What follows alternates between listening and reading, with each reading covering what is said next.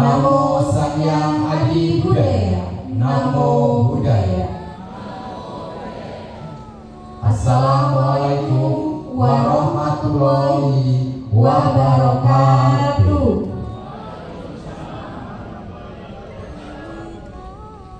Om Swastiastu, Shalom, may peace be upon us. Good morning, Tabe Pun. Welcome to the ballroom of Santika Premier Hotel Lampung for the important opening ceremony of the first international conference and symposium on applied Buddhism and Budayana Spirit Movement 2023. This event is organized by Jinarakita Buddhist College Lampung with MPI Lampung Province and in collaboration with the Directorate General of Buddhism of the Ministry of Religious Affairs of Republic Indonesia. Selamat pagi dan selamat datang di Ballroom Hotel Santika Premier Lampung untuk acara pembukaan konferensi dan simposium internasional Agama Buddha Terapan dan Gerakan Semangat Budayana pertama tahun 2023 Sekolah Tinggi Ilmu Agama Buddha Jinarakita Lampung.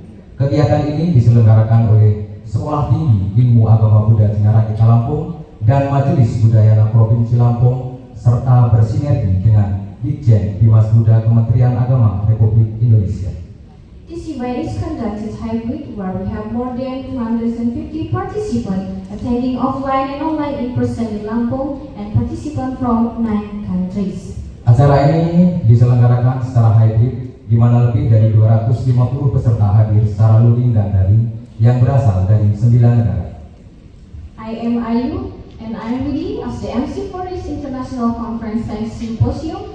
On behalf of the community, we are all very grateful to be blessed with health and the ability that we are able to gather here to discuss various important issues in the Buddhist higher education future. Kami Ayu Anggraningsih dan Widianto sebagai pembawa acara untuk konferensi dan simposium internasional ini. Atas nama panitia kami sangat bersyukur karena masih diberi kesehatan dan kesempatan untuk berkumpul di sini untuk mendiskusikan berbagai isu penting masa depan. Dan yang kami hormati Koordinator Staf Presiden Republik Indonesia Anak Agung Ngurah Ari Dirpayana. Yang kami hormati Dirjen Dimas Buddha Kementerian Agama Republik Indonesia Dr. Andes Supriyadi MPD. Yang AAGN Ari Dirpayana sebagai pembicara ahli pada kegiatan ini. Kontribusi mereka memberikan semangat yang kuat dan diskusi yang akan kita lakukan selama acara ini. Di samping itu untuk juga dapat kami beritahukan bahwa acara ini diikuti oleh 20 pembicara dari 9 negara yang berbeda. Pandangan dan pengalaman yang beragam akan memberikan kontribusi yang berharga untuk memfasilitasi pertukaran pengetahuan dan pengalaman antar praktisi dan akademisi.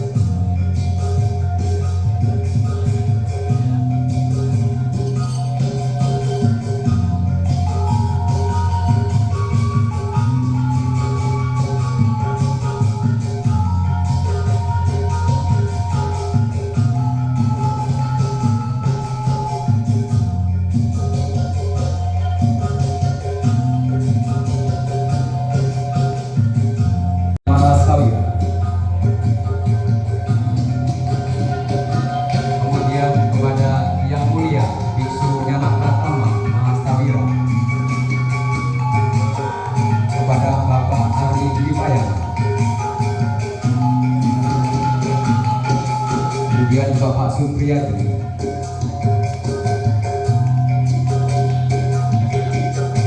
selanjutnya kepada Yang Mulia Bante Nyanabadi Satya,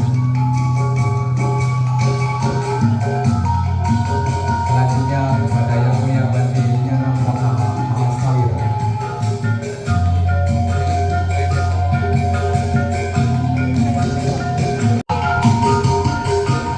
kepada Bapak Joko Santoso,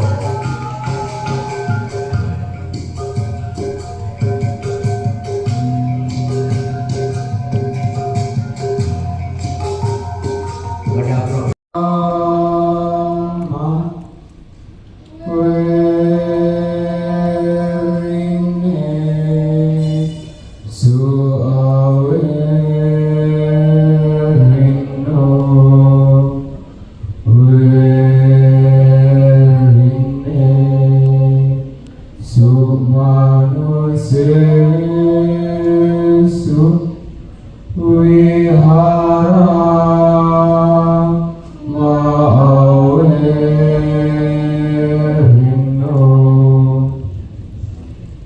Artinya, sungguh bahagia jika kita hidup orang-orang yang membenci.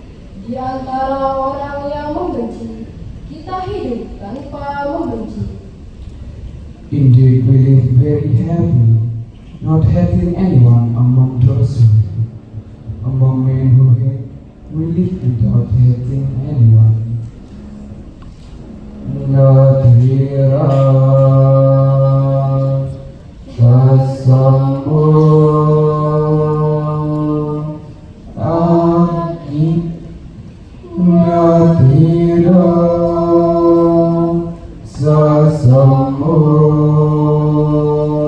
Kali Nati Kanda Sama Dukkha Nati Santi Parami Sukham. Artinya, in a ready position. Meningkat acara selanjutnya adalah menyanyikan lagu kebangsaan Indonesia Raya dan Mars Sekolah Tinggi Ilmu Agama Buddha Cinaraki.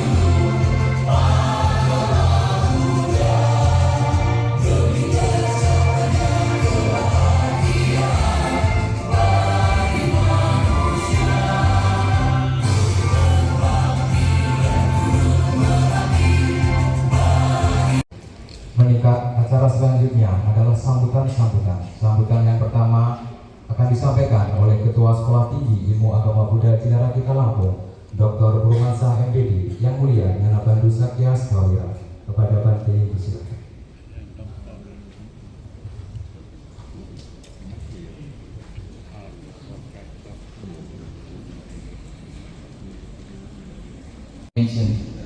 Jadi saya tidak akan menyebutkan satu persatu karena sudah terlalu banyak. So first of all, thank you for all speakers that come to visit us and join with the conference, and also for the honorable our teachers. If you ask me who is behind the scene to support me till today, we bring Cinarakita Buddhist College to this stage is my teacher, the most venerable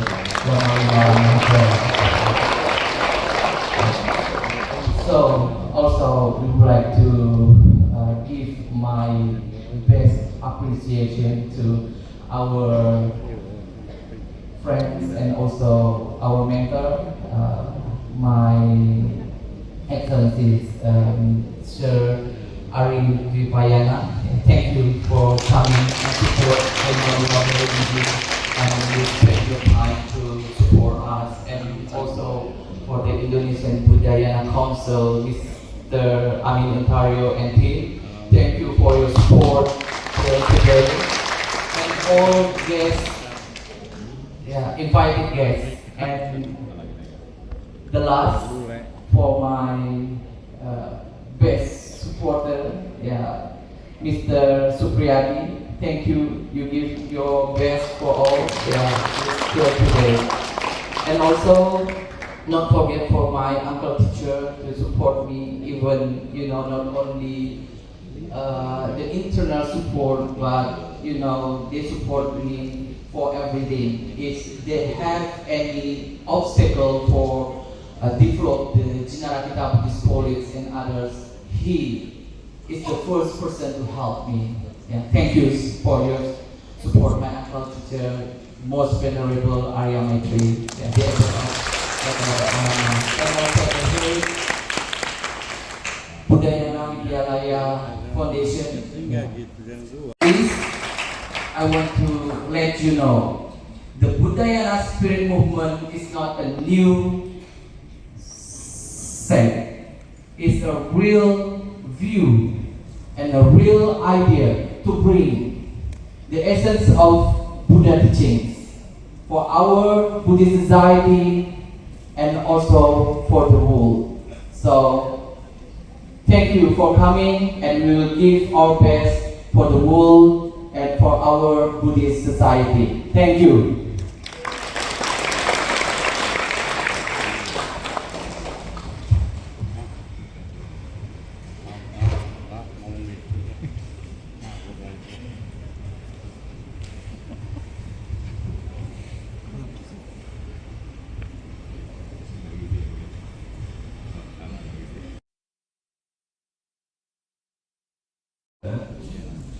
Yang saya hormati Dirjen Dimas Buddha Kementerian Agama Republik Indonesia, serta bermanfaat dan menambah semangat bagi kita semua. Tak lupa kami mengaturkan terima kasih yang sebesar-besarnya kepada semua pihak yang mendukung kegiatan ini. Semoga budayana terus maju dan berkembang. Kami juga mengucapkan terima kasih yang sebesar-besarnya kepada Sang Agung Indonesia yang hari ini hadir. Ada Bante Arya Maitri, Bante Win, dan Subatama, kemudian Sujana Maitri, Dana Bandu, dan lain semuanya. Ini adalah bukti dukungan nyata bagi kita semua. Sabe sata bawan wisata, semoga semua makhluk hidup berbahagia. Sadu, sadu, sadu. Namo Sang Hyang Budaya, Namo Buddhaya.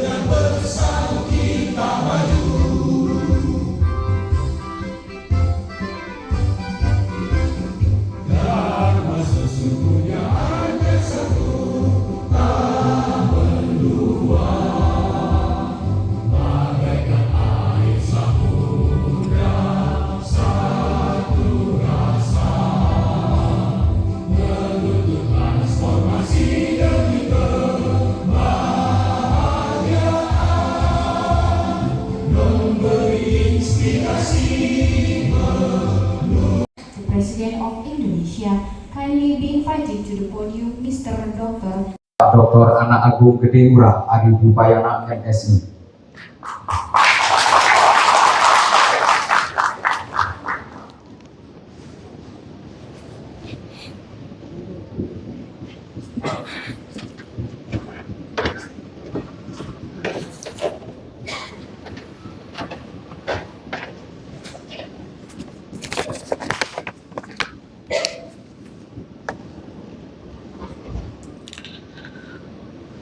Namo Sang Yang Adi Budaya, Namo Buddhaya.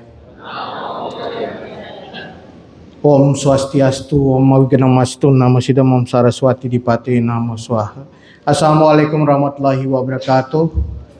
Salam, selamat siang, salam sejahtera bagi kita semua, salam kebajikan, tabik pun. Merdeka! Ya, kita selalu ikat terakhir dengan salam kebangsaan. Yang kami muliakan, kami sucikan para biksu sangha. Yang saya hormati, saya banggakan Menteri Agama Republik Indonesia Gus Yakul Kolil Qomas yang hadir secara daring. Saya sering menyebut Gus Men ini sebagai bukan hanya Menteri Agama, tapi Menteri Agama-Agama.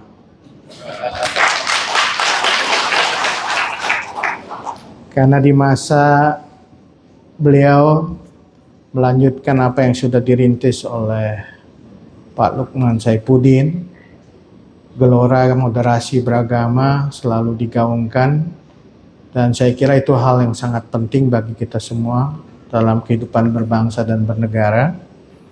Dan di era beliau dengan arahan Bapak Presiden, Candi Borobudur dan Candi Prambanan ditetapkan sebagai tempat ibadah bagi umat Buddha dan umat Hindu. Yang saya hormati Dirjen Bimas Buddha. Ini dulu kita memang bersatu nih, Hindu dan Buddha ya. Dirjen Bimas Buddha Republik Indonesia, Bapak Supriyadi. Kepala Kantor Wilayah Kementerian Agama Provinsi Lampung, Bapak Haji Puji Raharjo. Yang saya hormati Pembimas Buddha Provinsi Lampung, Bapak Saryono. Yang saya hormati pimpinan Majelis Agama Buddha yang hadir pada forum yang terhormat ini. Ketua Yayasan Budayana Widyalaya yang mulia Biksu Nyana Maitri Mahatsapira. Ketua Sekolah Tinggi Ilmu Agama Buddha Jinarahita Lampung, kawan saya, sahabat saya, saudara saya yang mulia Biksu Nyana Bandu Sakyastafira. Yang saya hormati, saya muliakan Ketua Yayasan Budayana Widyalaya yang mulia Biksu Dharma Vimala Mahatera. Yang saya hormati, saya muliakan Kepala Wihara Ekayana Arama Indonesian Buddhist Center dan anggota pembina Yayasan Budayana Widyalaya yang mulia Biksu Arya Maitri Mahatsapira. Tadi fotonya masih muda sekali, Biksu. Yang saya hormati pimpinan wihara, yayasan, lembaga agama Buddha yang hadir dan juga pembicara dari 9 negara serta semua tamu undangan yang berbahagia. Sesanti Angayu Bagya, kita haturkan ke hadapan Sang Yang Adi Buddha karena atas asung kertawara nugrahanya kita bisa bertemu dalam forum yang terhormat ini. Dan saya berterima kasih diberikan kesempatan untuk turut berbicara dalam forum ini dengan titel yang keren juga, ini pembicara ahli. Saya bersyukur menjadi pembicara ahli bukan ahli bicara gitu. Karena di tahun politik ini memang sangat dibutuhkan banyak ahli bicara untuk menarik perhatian pemilih. Terima kasih sekali lagi, matur suksema, matur suwun atas kesempatan yang baik ini. Saya sangat mengapresiasi forum yang terhormat ini karena bisa mengumpulkan banyak pihak. Saya melihat di sini hadir majelis-majelis dari keluarga besar Buddhayana Saya lihat di sini juga hadir para pembicara dari 9 negara, dari Taiwan, Thailand, Prancis, USA, Singapura, Jepang, Vietnam, dan juga Hong Kong. Sehingga dengan forum semacam ini kita bisa memiliki kekayaan perspektif dan juga pengalaman. Dan dengan pertemuan ini saya berharap muncul pikiran-pikiran yang baik datang dari segala penjuru, berdialog dalam semangat respect and recognition, hormat dan pengakuan, berlapang dada atas segala perbedaan, dan menghindari diri dari pikiran-pikiran sempit, menemukan titik-titik temu untuk kembali ke jalan Buddha, Budayana, yang memberikan manfaat kepada semua makhluk. Hadirin yang saya muliakan, saya mengapresiasi forum ini karena mengajak kita semua membicarakan 2 kata kunci yang menarik. Agama Buddha terapan. Yang kedua adalah gerakan semangat Budayana. 2 kata kunci yang sangat relevan di tengah konteks keberagaman tradisi, keberagaman mazhab dalam agama Buddha, dan juga dalam merespon perkembangan masyarakat modern yang berubah dengan sangat cepat. Keberagaman mazhab dalam agama Buddha adalah sebuah keniscayaan, sesuatu yang harus kita terima sebagai sebuah kenyataan. Demikian pula dengan perubahan dalam masyarakat modern, dengan perubahan yang sangat cepat adalah sebuah keniscayaan. Revolusi industri 4.0 memiliki dampak yang sangat cepat, yang lebih cepat, lebih masif dibandingkan revolusi industri yang terjadi sebelumnya. Dalam revolusi industri 4.0 setidaknya ada 5 teknologi yang menjadi pilar utamanya. Internet of Things, Big Data, Artificial Intelligence, Cloud Computing, dan Additive Manufacturing. 5 hal ini telah menjungkir balikan semua lanskap kehidupan kita semua. Pertanyaan yang muncul adalah bagaimana umat Buddha menghadapi hal ini. Apa fondasi kita? Apa bekal kita? Apa strategi kita? Dan apa yang harus kita siapkan? Selamat datang Staf Khusus Menteri Agama Republik Indonesia dalam forum ini. Izin memulai dulu. Jadi saya ulangi sekali lagi Bapak Ibu sekalian, pertanyaan yang muncul adalah bagaimana umat Buddha menghadapi hal ini. Apa fondasi kita? Apa bekal kita? Apa strategi kita dan apa yang harus kita siapkan?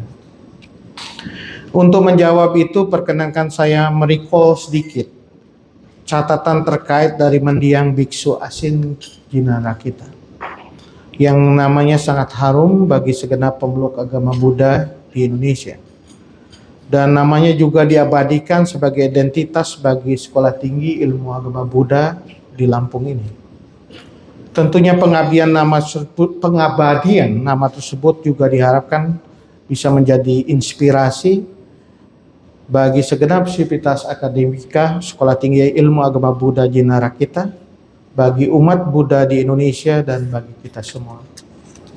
Hadirin yang saya hormati, kita semua mengenal Biksu Asin Jinara kita sebagai figur yang luar biasa dalam sejarah perjalanan agama Buddha. Beliau adalah orang pertama di Indonesia yang ditasbihkan sebagai biksu pasca periode Majapahit, yaitu pada tahun 1954. Beliau adalah seorang teosofis dan memiliki pengalaman sejarah hidup yang luar biasa. Beliau juga sangat gigih menjalani pendidikan, baik pendidikan modern maupun pendidikan agama. Saat menjalani sekolah dasar di HCS, Asin kecil menjalankan kehidupan yang keras. Beliau tidak mendapatkan uang jajan dari orang tuanya, tapi tidak menyurutkan semangatnya untuk menempuh pendidikan. Bahkan dalam cerita atau kisah hidup beliau bekerja sambilan menjadi penagih utang dari seorang dokter ini untuk mendapatkan persenan. Meskipun begitu, Asin kecil bukanlah orang yang kasar, beliau hanya lurus dan konsisten menjalankan peran yang menurutnya benar. Setelah lulus ICS, beliau melanjutkan pendidikan HBS, setara SMA waktu itu. Pada masa inilah biksu Asin yang menginjak remaja mulai tertarik dengan spiritualisme. Beliau mulai belajar yoga dan meyakinkan praktek ini bisa meluruskan jiwa kita. Pasca ABS, beliau melanjutkan kuliah di TAS, jurusan ilmu pasti. Sekarang TAS ini bernama ITB. Namun kuliahnya beliau tertunda karena pendudukan Jepang. Dan saat itu jiwa sosial biksu Asin mulai terlihat, di mana beliau terlibat aktif dalam kegiatan dapur umum. Tanpa pandang bulu, beliau membantu orang-orang yang kesulitan makan pada waktu itu. Sembari beraktivitas sosial, beliau juga aktif melakukan meditasi untuk membersihkan jiwa. Jadi sejarah ini penting menurut saya Bapak Ibu sekalian, karena kita bisa melihat dari sejarah perjalanan hidup beliau itulah terbentuk pondasi yang kemudian kita kenal sebagai agama Buddha terapan, yang kemudian kita kenal sebagai Buddhayana. Dan untuk melanjutkan kuliahnya yang tertunda akibat pendudukan Jepang, Asin muda akhirnya menempuh pendidikan bidang kimia di Groningen, Belanda. Di sanalah Asin muda pada waktu itu masih bernama Boan An mulai aktif di organisasi Teosofi. Aktivitas ini memberikan pengalaman yang lebih luas dalam kegiatan sosial. Boan An juga aktif belajar filsafat dan rajin bertukar pikiran dengan rekan-rekannya, baik terkait dengan pemikiran modern, filosofis, pandangan sosial hingga spiritualisme. Hingga akhirnya Boan An memutuskan untuk memusatkan perhatiannya pada penyebaran agama Buddha. Pada tahun 1151, beliau kembali ke Indonesia dan mendirikan gabungan Samkau Indonesia yang bertujuan melestarikan Buddhism, Konfusius, dan Taoisme. Ini kemarin Biku Arya menyebutkan Tridharma. Dari sesuatu yang juga menjadi perjalanan hidup dari Biksu Asin. Satu hal yang menarik dari Boan An muda yang sangat menginspirasi itu semangat dalam belajar. Beliau tidak pernah puas mempelajari satu disiplin ilmu saja, tetapi selalu berusaha memperluas wawasan dan pengalamannya. Jadi ilmu pasti, kimia, dan tentu saja ini menunjukkan bahwa beliau saat ini, kalau dalam istilah sekarang ini adalah transdisiplin. Tidak hanya monodisiplin, tetapi bukan interdisiplin juga, tetapi transdisiplin. Beliau menimba ilmu sambil menyebarkan dharma dari satu negara ke negara lain, sehingga dikenal oleh umat di berbagai negara. Di Malaysia bahkan beliau dijuluki sebagai Flying Monk karena kegesitannya terbang dari satu negara ke negara lain. Beliau juga belajar agama Buddha sampai ke Sri Lanka dan Burma. Ini menarik dari apa yang dikisahkan oleh Biksu Arya semalam itu. Saya baru tahu bahwa beliau setelah belajar tentang Teosofis, belajar kemudian tentang Tridharma. Sebelum beliau pergi ke Burma, beliau belajar tentang Mahayana. Dan beliau belajar di Burma tentang Theravada. Ini menarik, karena kita bisa melihat fase-fase perjalanan beliau yang cukup panjang itu, dan beliau mempelajari berbagai tradisi yang muncul di dalam agama Buddha. Dan sepulang beliau dari Burma, ditasbihkan menjadi biksu yang pertama di Indonesia, dan itu menunjukkan bahwa beliau memiliki konsistensi yang luar biasa bukan hanya dalam menekuni ilmu modern, tadi sudah semua ilmu pasti, ilmu kimia, tapi juga menekuni spiritualisme. Dan beliau menjadi biksu yang menjelajahi berbagai tradisi-tradisi yang muncul di dalam agama Buddha, bahkan tadi kita sebut sebagai transsektarian, sebagai sesuatu yang sangat penting. Hadirin yang saya hormati, yang tidak kalah mengagumkan dari sosok biksu Jinarakita, beliau adalah seorang pemersatu yang mempersatukan berbagai aliran di Indonesia. Beliau melakukan roadshow, mengajarkan agama Buddha ke berbagai pelosok Nusantara.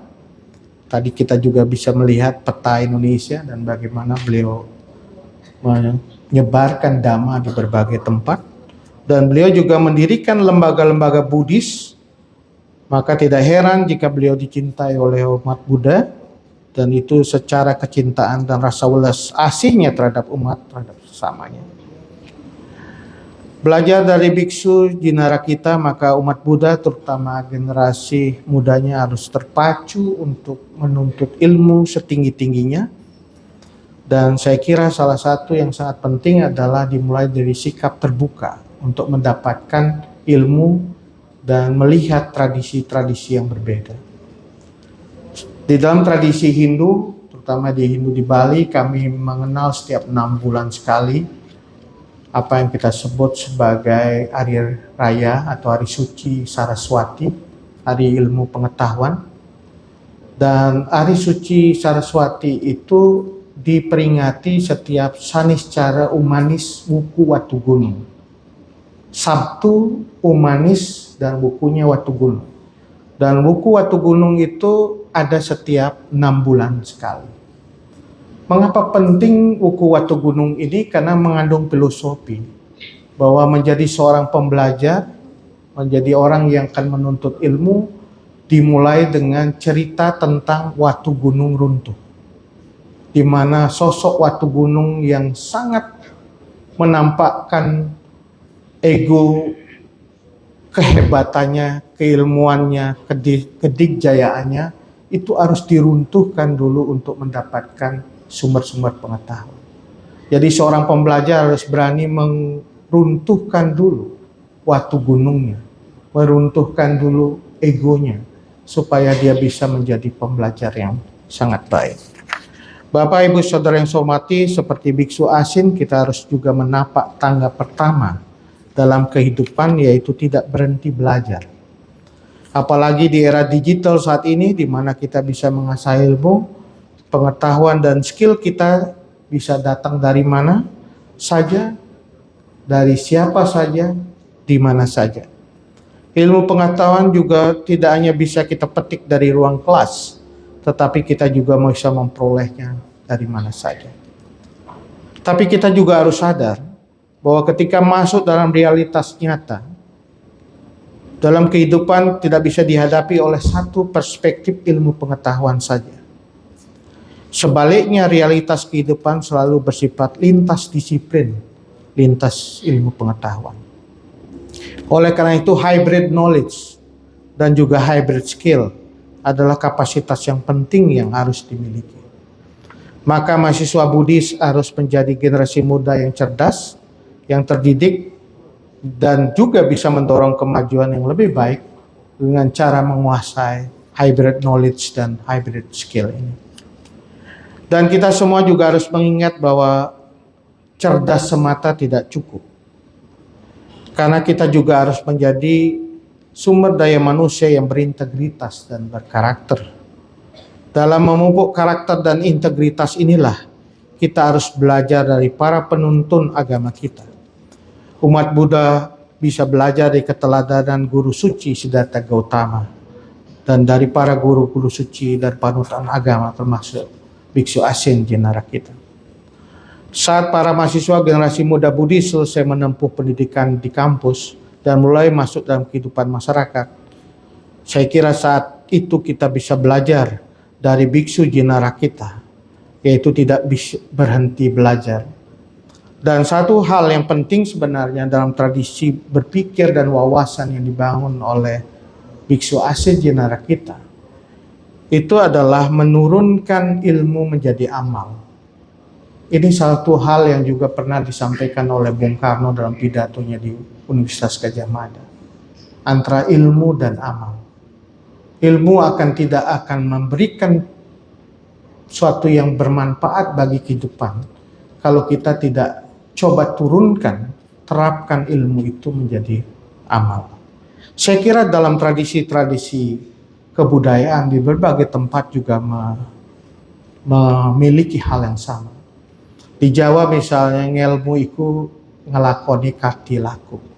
Bahwa ilmu itu harus dijalankan supaya betul-betul menjadi laku dalam kehidupan.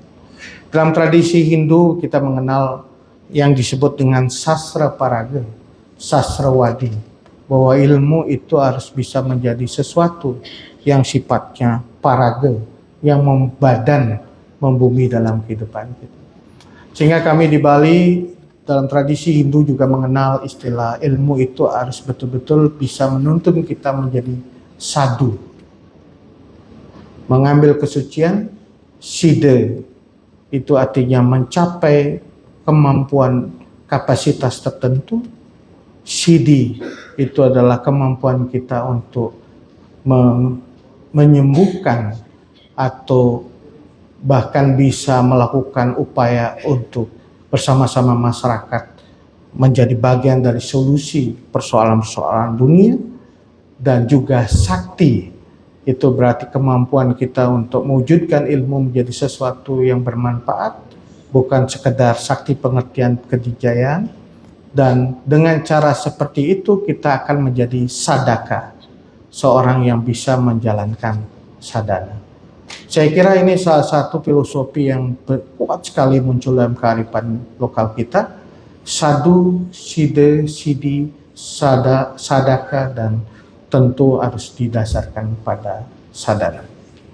Bapak Ibu Saudara yang saya hormati, ketika kita belajar ilmu, itu adalah fase baru untuk mengasah kepedulian secara sosial, mengasah kepekaan spiritual, mengasah rasa welas asih terhadap lingkungan sekitar, dan mengulurkan bantuan bagi mereka yang memerlukan. Dalam kehidupan bermasyarakat, kita akan menemukan saudara-saudara kita yang hidup serba kekurangan. Saya kira ini sangat kuat juga di dalam tradisi Islam, yang Pak Staf Khusus bisa menyampaikan. Bahwa dalam tradisi tidak hanya ibadah tetapi muamalah yang sangat penting.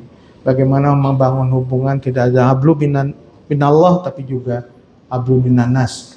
Dan itu adalah salah satu yang penting di dalam tradisi keagamaan dimanapun berada. Ada yang saudara-saudara kita yang hidup dalam kebodohan, kemiskinan dan keterbelakangan, dan mereka membutuhkan uluran kepedulian kita. Dan itu perlu diasah melalui perilaku kepedulian sosial maupun melalui jalan-jalan spiritual. Saya kira itu penting sekali apa yang disampaikan oleh Biksu Nyana Bandu, bahwa dalam tradisi pendidikan kita tidak hanya sekedar transfer knowledge, transfer pengetahuan, tapi transfer values, transfer dari karakter, dalam membentuk karakter, sehingga dalam pendidikan itu tidak hanya mendapatkan kecerdasan tetapi mengasah budi, mengasah rasa yang kemudian kita perkuat untuk menjalankan aksi-aksi kepedulian sosial kepada sesama. Berikutnya juga kita perlu mengasah integritas, yaitu kesatuan antara pikiran, perkataan, dan perbuatan. Ini penting sekali dalam berbagai tradisi agama yang kita sebut sebagai satya. Dalam praktek integritas itu tidaklah mudah karena kita hidup dalam realitas yang kompleks. Setiap saat ada godaan yang mengajak kita mengelak dari tanggung jawab, mengambil jalan pintas, shortcut, atau menikmati kesenangan sesaat. Kita juga menghadapi godaan materialisme dan baik harta maupun kekuasaan yang kadang memikat kita untuk mendapatkan harta dan kuasa dengan segala cara. Ada pejabat yang hidupnya berkecukupan tapi tergoda melakukan korupsi. Di level lain ada yang mendapatkan harta dengan cara merugikan dan menyengsarakan orang lain. Itu semua adalah persoalan yang kerap muncul dalam realitas kehidupan kita semua, sehingga integritas satya menjadi sangat penting. Selain itu saya yakin masih banyak nilai-nilai luhur kearifan yang bisa kita ambil dari para guru suci kita. Sehingga kearifan tersebut menjadikan kita manusia-manusia unggul dalam membangun Indonesia yang lebih maju. Saya ingin menekankan bahwa semua peradaban besar di dunia ini bisa berkembang karena memiliki modal dasar yang sangat kuat, yaitu manusia. Semua perkembangan teknologi pengetahuan itu tergantung pada manusia dan manusianya. Maka tugas kita bersama yaitu membangun manusia, dan pembangunan itu tidak cukup dilakukan pada sisi kesehatan atau pembangunan secara fisik semata, tetapi juga harus membangun mental, membangun karakter seperti yang dimiliki oleh Biksu Asin Jinara kita. Beliau adalah orang yang konsisten dengan pemikiran dan perjuangannya, memperjuangkan agama Buddha dan kemanusiaan. Inilah gerakan semangat Budayana yang harus kita dorong bersama. Saya rasa demikian sekelumit pemikiran yang bisa saya sampaikan pada kesempatan ini. Loka samasta sukino bawantu, sabe sata bawantu sukitata. Sadu, sadu, sadu. Om Santi, Santi, Santi Om.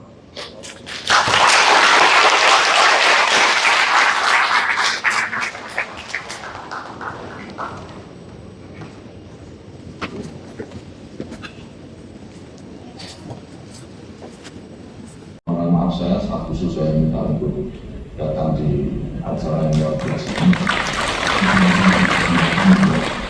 Pak Ratna menyampaikan pandangan-pandangannya. Yang saya hormati Dirjen Bimas Buddha Pak Supriyadi beserta seluruh jajaran yang hadir, baik offline maupun online. Yang saya hormati pimpinan Majelis Budayana Indonesia beserta seluruh jajarannya, para ketua Majelis Agama Buddha dan lintas organisasi keagamaan yang hadir dalam kesempatan ini. Tentunya yang kami hormati juga segenap para narasumber dan panitia serta seluruh jajaran Sekolah Tinggi Ilmu Agama Buddha Jinara kita, khususnya untuk Pak Ketua yang tadi sudah menyampaikan sambutannya, serta tamu undangan dan hadirin yang berbahagia. Tanpa mengurangi rasa hormat, tentunya mungkin terlewat disebutkan atau tidak disebutkan satu persatu. Tentu yang pertama, mari kita bersama-sama mengucapkan puji syukur kehadirat Tuhan Yang Maha Esa, karena rahmat dan hidayatnya kita semua diberikan kesempatan, kesehatan bisa berkumpul di aula ini, baik secara daring maupun luring, untuk mengikuti the first International Conference and Symposium on Applied Buddhism and Budayana Spirit Movement 2023. Acara yang diselenggarakan oleh Sekolah Tinggi Ilmu Agama Buddha Jinara kita Lampung. Luar biasa ini saya kira bekerjasama dengan Majelis Budayana Indonesia Provinsi Lampung serta tentu sinergi yang baik dengan agama. Agama tidak pernah berubah ajarannya dari Tuhan juga tidak pernah berubah dari itu. Lalu kenapa? Banyak hal yang berubah dalam kehidupan dan peradaban kita. Dulu agama mempererat hubungan antara manusia dengan Tuhan. Sekarang manusia jauh dari Tuhan karena terlalu sibuk dengan urusan-urusan agama. Dulu agama ditempuh untuk mencari wajah Tuhan. Sekarang agama ditempuh untuk saling berkah di hadapan Tuhan. Esensi agama telah banyak dilupakan, dan mari kita ajak umat kita kembali beragama secara sejati. Semoga kegiatan ini dapat menjadi potensi besar bahwa keberagaman bukanlah beban, tetapi aset berharga yang dapat membawa Indonesia ke masa depan yang lebih baik, kepada peradaban yang lebih baik, peradaban kemanusiaan yang lebih baik. Ini harapan kita semua, dan demikian yang bisa saya sampaikan pada kesempatan yang sangat baik ini. Semoga Tuhan Yang Maha Esa memberkati kita semua. Sabdi Sata Bapantu Sukitata. Semoga semua makhluk hidup berbahagia. Assalamualaikum warahmatullahi wabarakatuh.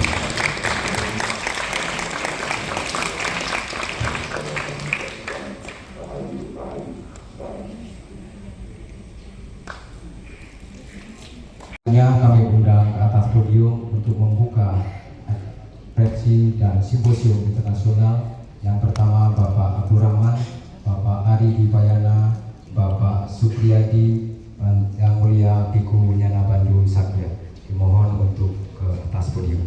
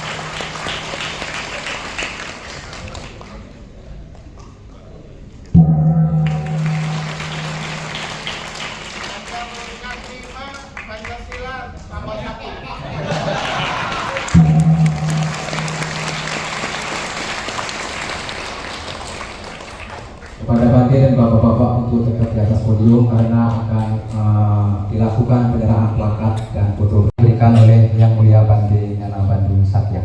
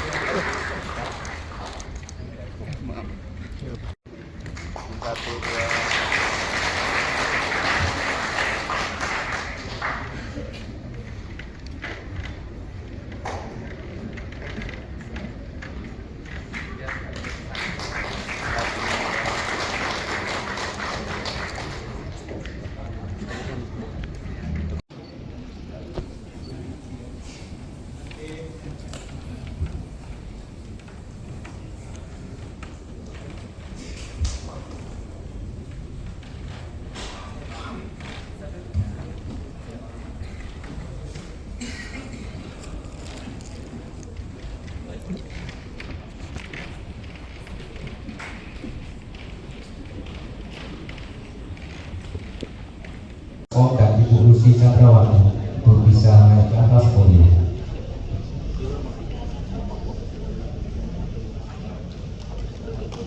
Untuk selanjutnya kami mohon ke atas podium Bapak Abdurrahman, Staf Khusus Menteri Agama Republik Indonesia untuk memberikan sambutan singkat kepada Bapak. Disilakan.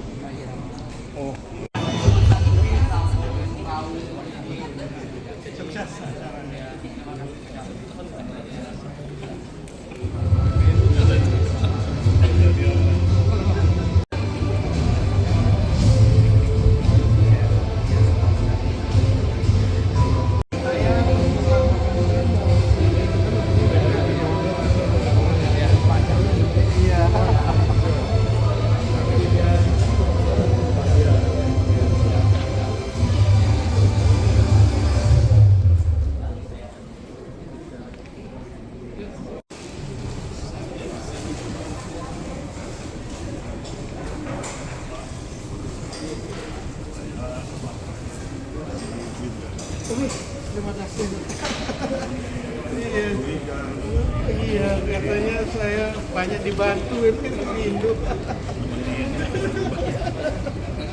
Terakhir Klaten dibantu juga Win Jogja.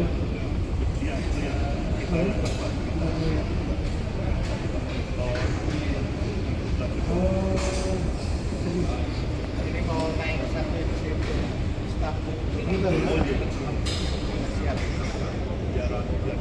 Iya, Gusman bagus sekali komitmennya.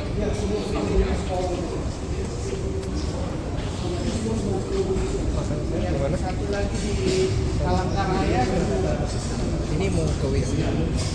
Kemana? Mau ke toilet. Oh.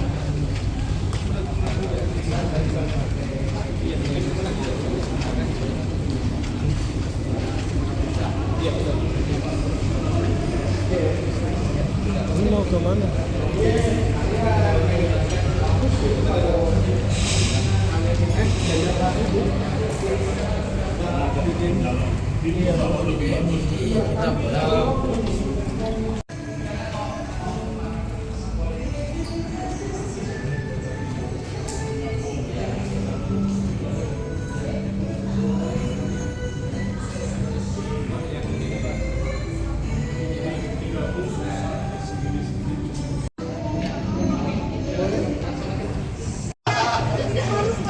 Tapi ini yang harimau dan candi. Terima kasih Bapak.